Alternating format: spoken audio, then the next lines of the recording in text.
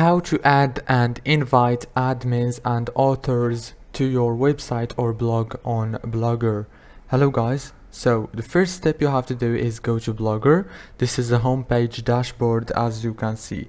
Now all what you have to do is click here on settings, as you can see.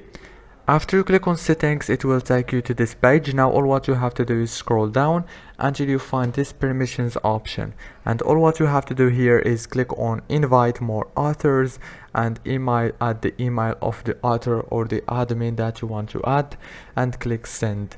After you click send, the author or the admin, he must go to his email and accept the invitation, and everything is gonna be done.